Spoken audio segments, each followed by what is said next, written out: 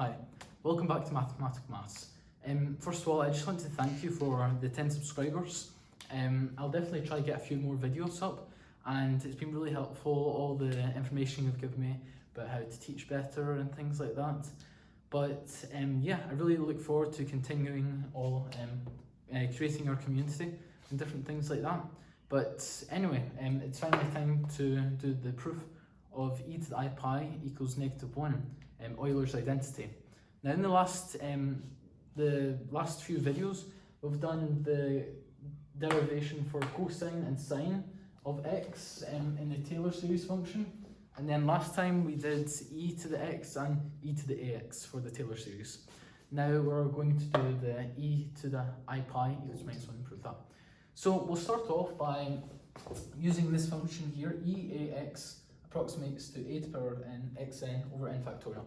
So we're going to have e to the ix. So as we expand this, we're going to have our sum to infinity, n equals 1 or n equals 0. So we'll start off with the first term. Well, we have a to the n, x to the n over n factorial. So when we start representing our terms in the polynomial, we're going to have 0, 0, so anything to the power of 0 is 1, so we're going to have 1 over n factorial 1, that's 1. So that just simplifies to 1. Plus, and then we're going to have I, because that replaces the x, and really quickly, I is a complex number and it's represented as the square root of -1. We will be doing more about complex numbers in the future, but just for now, know that, yeah, it's imaginary and it's something that can't be represented by like actual calculations. So next we have this function here, we have x, and that's over 1 factorial. Then we're going to have, now what happens here is because, well, we're going to have the plus I squared x squared 2 factorial. Now what happens is when the I is squared is the same as -1. So we know every two terms where it goes to the power of 2, to the power of 4, to the power of 6, it's going to alternate between positive and negative. So we're going to get rid of this and we're just going to replace this with minus. Then we have minus again, but this time it's going to be I x to the third over 3 factorial. And the reason why it's I is because the I squared is -1 multiplied by another I is just -I. So we have this here. Then we're going to go positive again because I to the power of 4 is going to be 1 because it's -1 multiplied by -1, which is 1. So we can get rid of the i's, that's going to be x to the 4th over 4 factorial. Then we can keep on going, but I think you know what's happening here.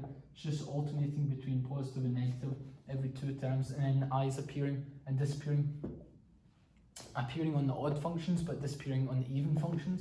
So we're going to have this here to the 5th over 5 factorial. Now what we're going to do is we're going to re-represent this series.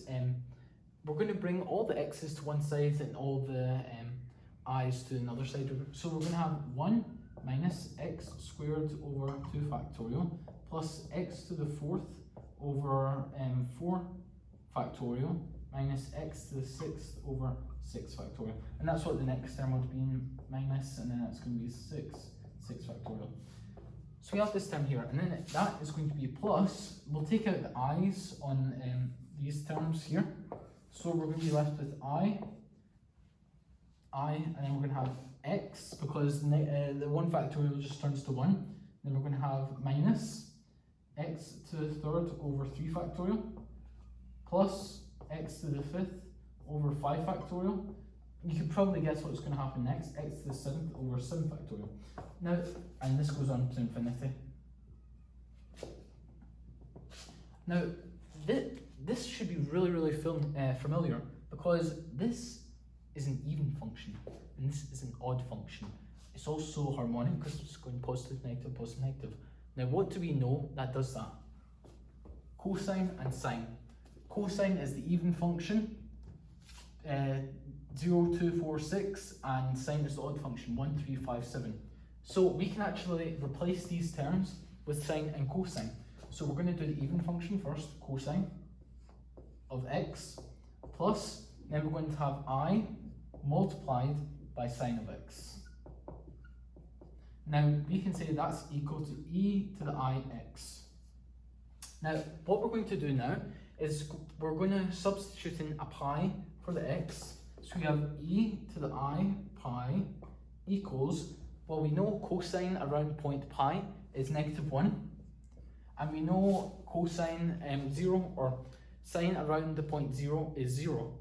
So, sine of pi around, sine of pi is 0.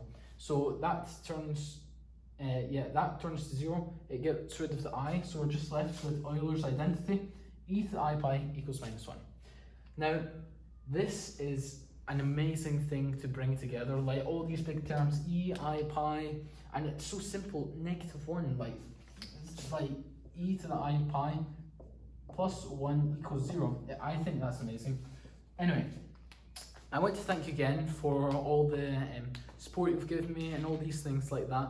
And don't forget to subscribe, comment, ring the notification bell, and I'll see you next time. Thanks for watching Mathematical Maths. Stay mathematical.